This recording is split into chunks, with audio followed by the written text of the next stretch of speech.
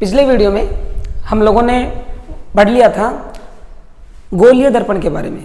उससे पहले हम लोगों ने पढ़ लिया था समतल दर्पण। पिछले लेक्चर में हम लोगों ने गोलीय दर्पण के बारे में पढ़ा। फिर उसके बाद में हमने पढ़ा कि गोलीय दर्पण से जो प्रकाश किरणें परावर्तित होती हैं उनके क्या नियम हैं, उनसे प्रतिबिंब का निर्माण कैसे होता है। ये सब बातें हमारी हो गई थी। ठीक है, आज हम लोग बात करेंगे किसी भी गोलीय दर्पण के लिए वक्रता त्रिज्या और फोकस दूरी में संबंध का।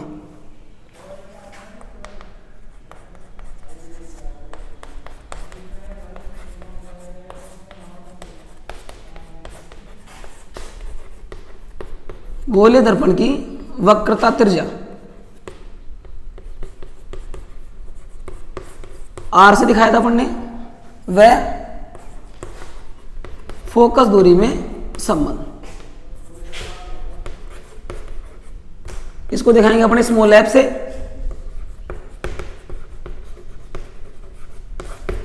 ठीक है, कैसा भी दर्पण हो सकता है, अवतल उत्तल जैसा भी कैसा भी हो। ठीक है, देखिए मान लीजिए ये कोई एक अपने पास अवतलाकार गोलीय दर्पण है। ठीक, ये इसका ध्रुव होगा, एक काल्पनिक रेखा जो ध्रुव से होकर ऐसे गुजरती है जिसको अपन बोलते हैं प्रकाशिक अक्ष या मुख्य अक्ष। ठीक है, मान लीजिए कोई प्रकाश किरण इस अवतल दर्पण के ऊपर इस तरीके से आपतित होती है। अवतल दर्पण आप समांतराई है मुख्य अक्ष के। अगर मुख्य अक्ष के समांतर आएगी तो परावर्तन के बाद कहां से गुजरेगी, फोकस में से। ये इस तरह परावर्तित होकर गुजर जाएगी और ये जो बिंदु है इस बिंदु को हम लोग क्या नाम देंगे, फोकस। ठीक है, इसके बाद में ये आपतित किरण, ये परावर्तित किरण, दोनों के बीच में अपन क्या बना सकते हैं, अभिलंब। मैंने ये बात आप लोगों को बताई थी कि जब गोलीय दर्पण होते हैं तो उनका जो अभिलंब होता है वो कहां से होकर जाता है, वक्रता केंद्र से। तो इस यहां पर इस बिंदु पर अगर अपना अभिलंब खींचेंगे तो वक्रता केंद्र से होकर जाएगा इस तरीके से।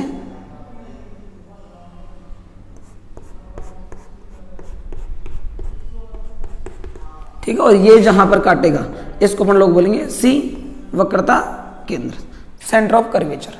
ठीक है, देखिए आपतित किरण और अभिलंब के बीच का कोण मान लेते हैं कितना है,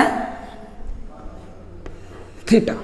ठीक, परावर्तित किरण और अभिलंब के बीच का कोण भी कितना हो जाएगा, थीटा, क्योंकि हम लोगों ने पढ़ रखा है आपतन कोण व परावर्तन कोण दोनों आपस में क्या होते हैं, बराबर। तो ये भी कितना हो जाएगा, थीटा। ठीक है, इस बिंदु को नाम दे देते हैं एम।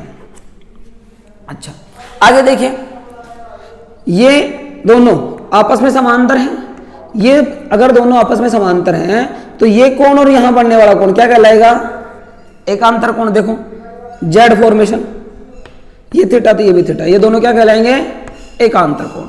ठीक है, अगली बात, ये यहां भी समांतर है, ये देखो तो ये कितना हो जाएगा, ये सारा 2 थीटा, तो ये भी कितना होगा 2 थीटा। आप इसको ऐसे भी लगा सकते हैं। यहाँ पर देखिए ये एक त्रिभुज है MCF और इस त्रिभुज के अपन ने एक भुजा को बढ़ा दिया है तो ये बाह्य कोण हो गया।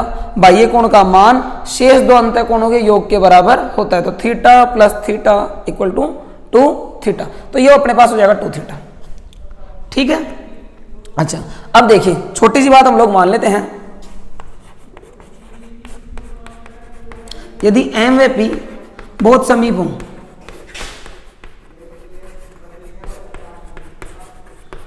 यदि M व P बहुत समीप हो तो MP को लगभग एक सीधी रेखा माना जा सकता है।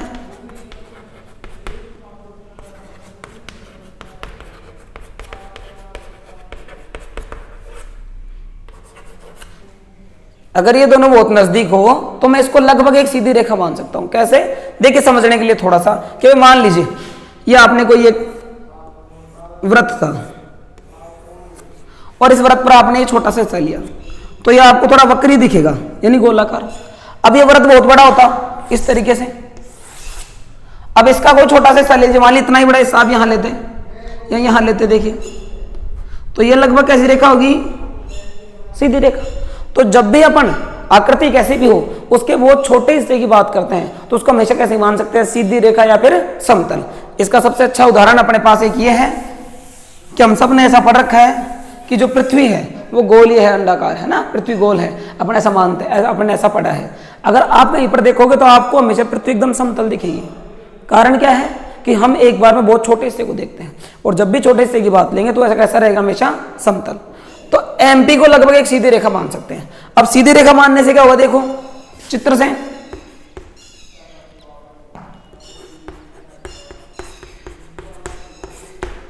देखिए अगर मैं इस कोण को लिखूं tan थीटा, इसकी बात करते हैं, या फिर मैं इसको लिखूं थीटा, ये देखिए tan थीटा, ये इस कोण की बात करें tan थीटा, तो tan थीटा बराबर क्या होगा, लंब बटा आधार, सबने पढ़ रखा है लाल बटा कक्का, लंब बटा आधार। अब थीटा के सामने की भुजा लंब, अपन ने इसको सीधी रेखा मान ली, तो अपन इसको बोल सकते हैं एमपी, आधार यहां से यहां तक सीपी। ठीक है, एक छोटी सी बात अपन और भी करते हैं, ये तो एक बार मैं लिख देता हूं इसको, एमपी अपॉन सीपी। देखो यदि थीटा अत्यल्प हो, आपने 11वीं क्लास में मैथ में ऐसा पढ़ा होगा कि जब थीटा बहुत छोटा होता है तो ये जो tan थीटा है ये अप्रोक्सीमेटली किसके बराबर होगा, थीटा के। अतः देखो ये जो tan थीटा था ये अप्रोक्सीमेटली बराबर होगा थीटा के, और क्या है इसका मान, एमपी अपॉन सीपी। समीकरण, और एमपी और सीपी का मान भी रखो, एमपी नहीं पता ऐसे कैसे लिख देते हैं, सीपी देखिए, सीपी वक्रता केंद्र और ध्रुव के बीच की जो दूरी होती है उसको क्या बोलते हैं, वक्रता त्रिज्या। तो ये क्या आएगी, वक्रता त्रिज्या आर। एक बात आगे देखिए, इसको मेजर करने के लिए, इसको मापने के लिए आप इधर से इधर चलोगे, चलना कहां से, अपन ने जब चिन्ह परिपाटी पढ़ी तब ये बात की थी कि नापना कहां से है, पी से। इसको नापने के लिए पी से तो आप इधर चलोगे। अब इधर चल रहे हैं, प्रकाश किरण ऐसे आ रही है, आप लोग ऐसे जा रहे हो, प्रकाश किरण की विपरीत दिशा में जब चलते हैं तो दूरियां कैसी होंगी, ऋणात्मक। तो tan थीटा को लिख सकते हैं थीटा, इसका मान हो जाएगा एमपी अपॉन सीपी, एमपी ऐसे कैसे, सीपी का मान माइनस आर। एक बात दोबारा देखो, tan 2 थीटा, tan 2 थीटा, इसको भी लिख सकता हूं approximately tan 2 theta approximately theta, क्योंकि ये बहुत छोटा है 2 थीटा। इसके लिए निकालेंगे तो लंब बटा आधार, लंब क्या है एमपी, आधार क्या है एफपी, या पी है बोल दे अपन। ठीक है, अच्छा अब देखो एमपी ऐसे कैसे, एफपी फोकस व ध्रुव के मध्य की दूरी क्या होती है, फोकस दूरी एफ, और ये भी कैसे आएगी, ऋणात्मक। वही बात मापने के लिए अपने इधर चलेंगे, समीकरण नंबर 2। अब समीकरण 1 से थीटा का मान समीकरण 2 में रख देते हैं।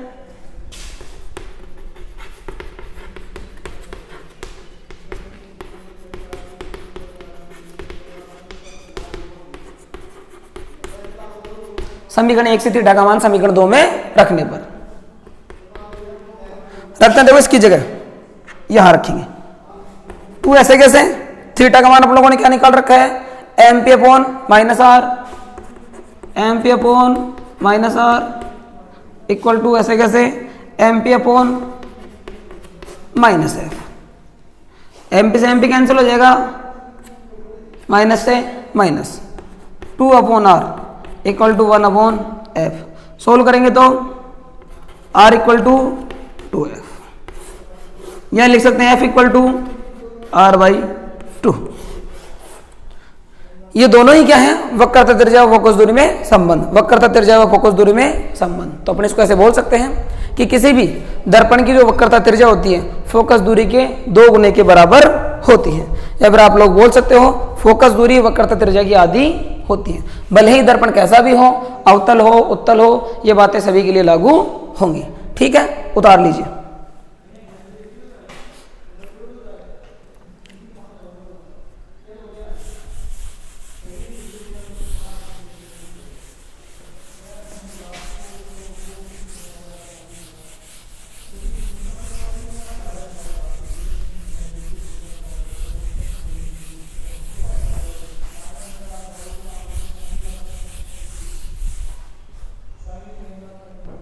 ये आप लोगों ने पीछे मैंने आपको बता दिया था कि उत्तल दर्पण होता है उसकी फोकस दूरी व वक्रता त्रिज्या दोनों कैसे होती हैं, धनात्मक।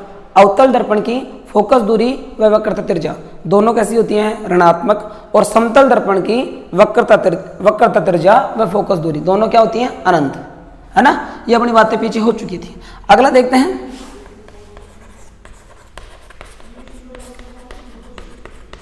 दर्पण सूत्र, ठीक है। या फिर अपन इसको बोल सकते हैं U, V व F में संबंध। U, V, F में संबंध। U से मेरा क्या मतलब है, बिंब दूरी। V से क्या है, प्रतिबिंब दूरी। और F क्या है, फोकस दूरी। तो किसी भी दर्पण के लिए U, V व F में संबंध, या दर्पण के लिए क्या पढ़ेंगे अपन, दर्पण सूत्र। देखिए करते हैं, मान लेते हैं कोई अवतल दर्पण है अपने पास इस तरह से, इसका ध्रुव हो जाएगा यहां पर, मान लीजिए हमने कोई ये इसका लगभग ये यहां मान लेते हैं फोकस होगा और लगभग डबल यहां पे वक्रता केंद्र होगा, ठीक है। मान लेते हैं हम लोगों ने वस्तु को यहां रखा है, ठीक। या फिर मैं मान लेता हूं वस्तु को अपन ने यहां रखा है,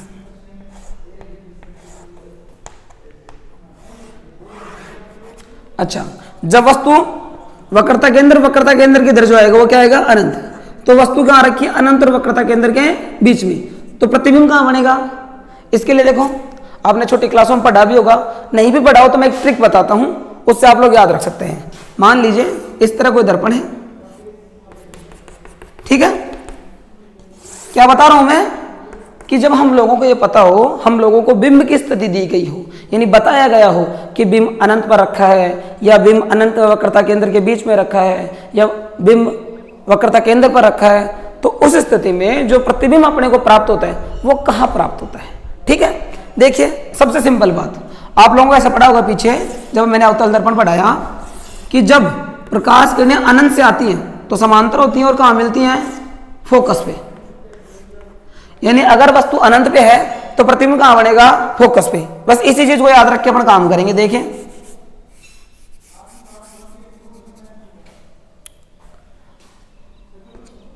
दो तीन स्थितियां मैं दिखा देता हूं। ये भाई F होगा, ये C, और यहां का जो भी हिस्सा है अपन इसको मान लेते हैं अनंत। सबसे पहली बात, जब वस्तु कहां रखी हो, अनंत पर। ये जितने भी मैं ऊपर दिखा रहा हूं सब बिंब है, और नीचे जो मिलेंगे वो प्रतिबिंब। तो जब वस्तु अनंत पे होती है तो प्रतिबिंब कहां मिलेगा, फोकस पे, पहली स्थिति। अब हम प्रतिबिंब को थोड़ा सा आगे लेके जाएंगे। अब प्रतिबिंब कहां, बिंब कहां आ गया, थोड़ा सॉरी, अब हम बिंब को थोड़ा सा आगे लेके जाएंगे। अब बिंब कहां आ गया, दूसरे केस में अनंत व C के बीच में, अनंत व C के बीच। ये कहां है, अनंत पर। जब अनंत पर था तो प्रतिबिंब कहां बना, F पर। F मतलब फोकस पर। अब कहां है दूसरी स्थिति, अनंत व C के बीच में, तो प्रतिबिंब थोड़ा सा इधर आ जाएगा, और दूसरा जो प्रतिबिंब मिलेगा वो कहां मिलेगा, C व F के बीच में, C व F के बीच, ठीक है।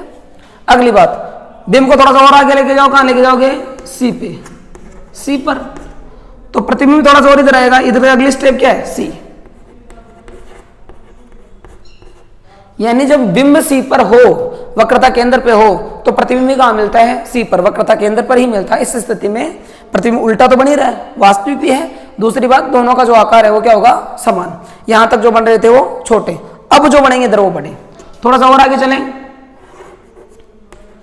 चौथी स्थिति में अपन कहां रख सकते हैं, C व F के बीच में।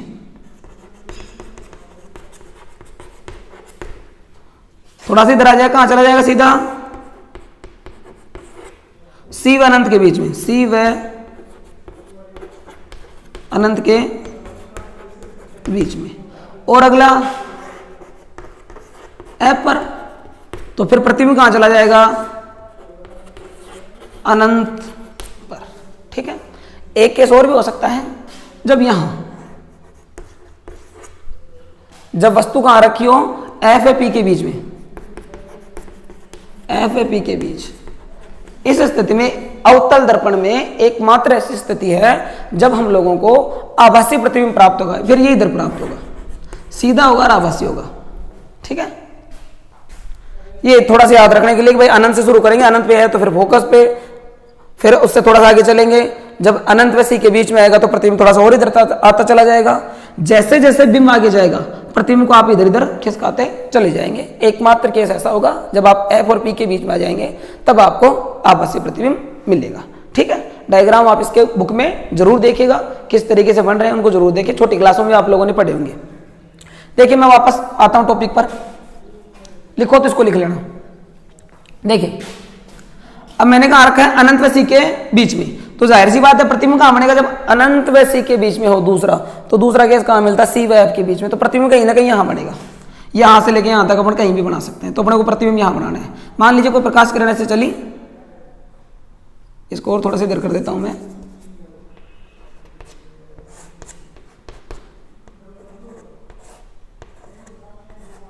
ये कोई प्रकाश किरण से गई। मैंने 4 तरह के नियम बताए थे प्रकाश किरणों के, परावर्तन के दर्पण से किसी भी तरीके से आप कोई भी 2 प्रकाश किरणें लेके प्रतिबिंब के निर्माण कर सकते हो। ठीक है, और दूसरा ये,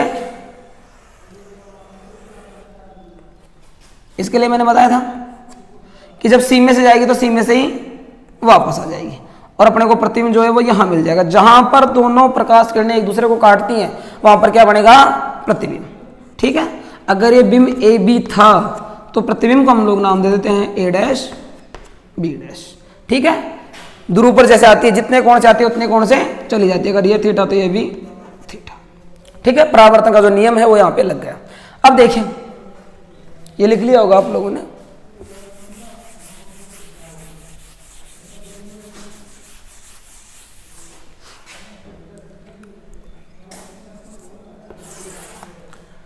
देखिए अपन 2 त्रिभुज देखेंगे, त्रिभुज एबीसी। चाहो तो नामकरण संस्कार कर सकते हो, सबका नाम लिख सकते हो। देखो ये क्या है, बिंब, बिंब की दूरी को अपन लिख देते हैं, ये मैं यहां दिखा देता हूं यू, क्या दिखा देते हैं, यू को। बिंब की दूरी को दिखाएंगे किससे, यू से। मैं कैपिटल यू लिख रहा हूं ताकि यू और वी का जो अंतर है लिखने में आप लोगों को साफ साफ समझ में आए। ठीक है, ये प्रतिबिंब है, प्रतिबिंब की दूरी को अपन बोलेंगे वी। ठीक, ये फोकस है, इसको बोलेंगे एफ, यहां से यहां तक की दूरी होगी स्मॉल एफ, फोकस दूरी। ये वक्रता केंद्र है, वक्रता केंद्र से यहां तक की जो दूरी होगी इसको हम लोग बोलेंगे आर बोल सकते हैं, और हम लोगों ने पढ़ लिया, यहां लिख देता हूं मैं, इसको हम लोग आर बोल सकते हैं। हम लोगों ने अभी पढ़ा है आर किसके इक्वल होता है, 2f के। ठीक है, मैंने लिख दिया। अब देखिए त्रिभुज ए बी सी समरूप है किसके, त्रिभुज ए डैश बी डैश सी के।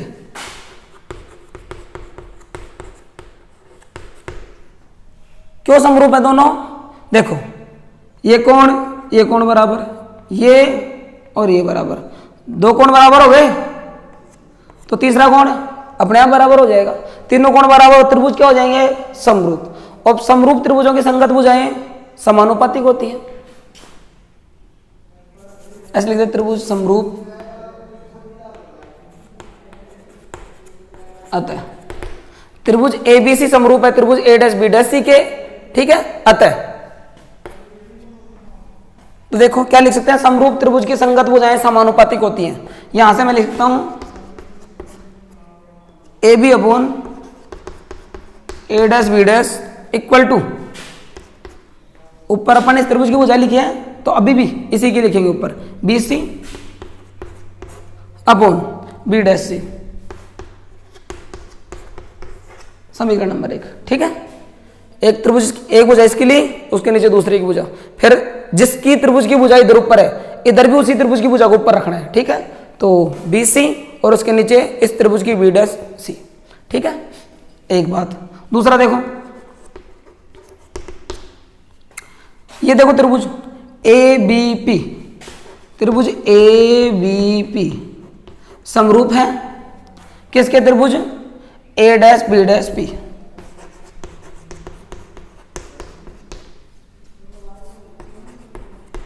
अतः अगर ये समरूप है तो इनकी भी संगत भुजाएं क्या होंगी, समानुपातिक।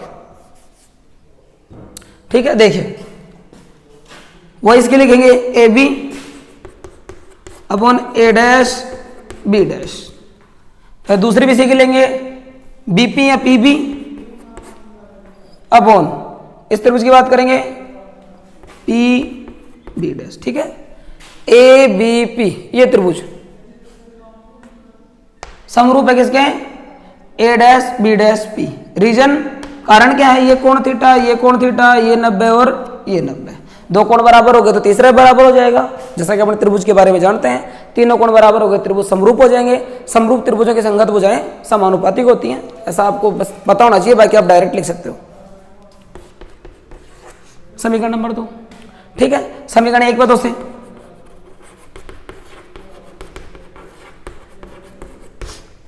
एक व 2 से क्या, देखो अगर बाएं पक्ष बराबर है तो दाएं पक्ष भी आपस में क्या हो जाएंगे, बराबर। तो मैं लिख सकता हूं B C upon B dash C equal to, समीकरण नंबर 3 चिन्ह परिपाटी से B C B dash C B P और B dash B P dash सबका मान रख दीजिए, काम हो जाएगा।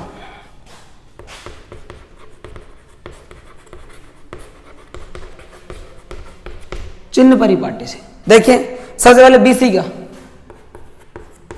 बताइए, बीसी कितनी है, क्या है बीसी, ये है बीसी, बीसी इसका तो मान अपने को नहीं पता, लेकिन अगर इस पूरी पीबी में से पीसी को घटा दूंगा तो बीसी आ जाएगी।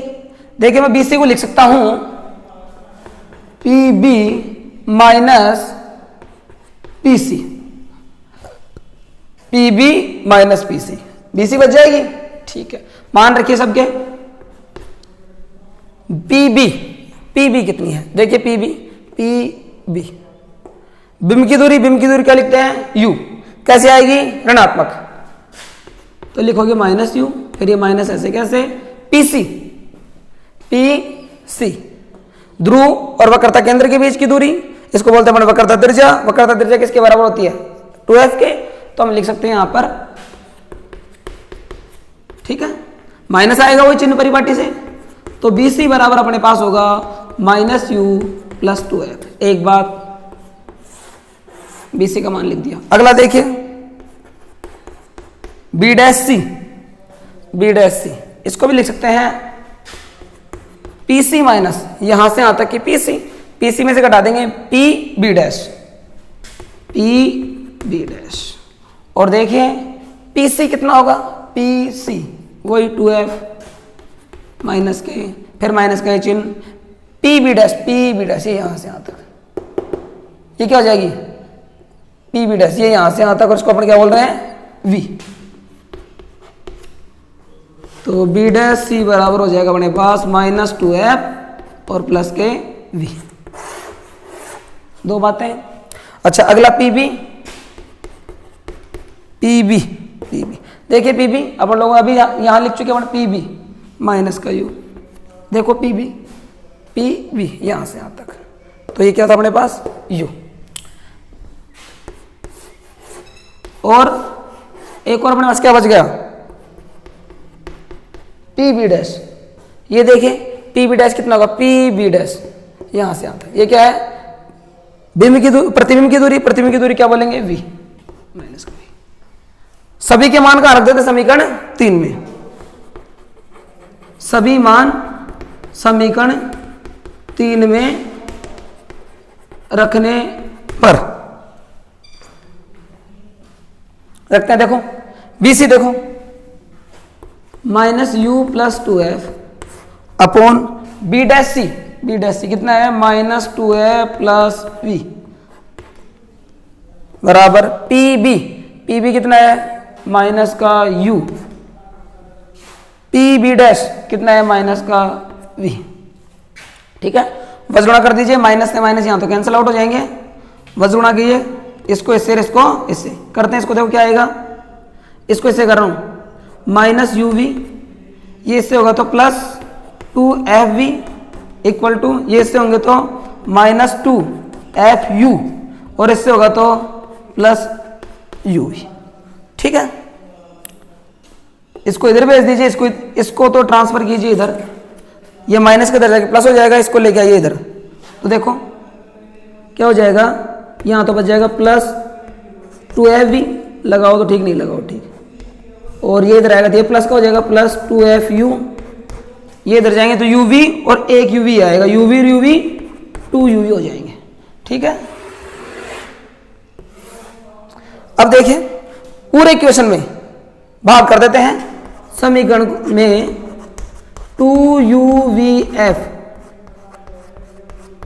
का भाग देने पर भाग देते, देखिए 2FV किससे डिवाइड करेंगे, 2UVF प्लस 2FU डिवाइड करेंगे किससे, 2UVF equal to 2UV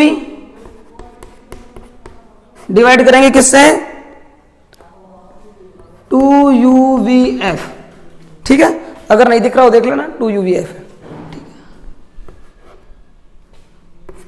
cancel cancel cancel cancel, ये इससे, ये इससे, ये इससे, ये इससे, UUVV। देखो यहां तो क्या बचेगा 1/U, यहां क्या बचेगा 1/V इक्वल टू, यहां क्या बचेगा 1/F। और यही क्या है, दर्पण समीकरण या दर्पण सूत्र, ऐसा लिख सकते हैं, अच्छा दिखेगा, 1/F equal to 1/U plus 1/V। ठीक है, लिख लीजिए।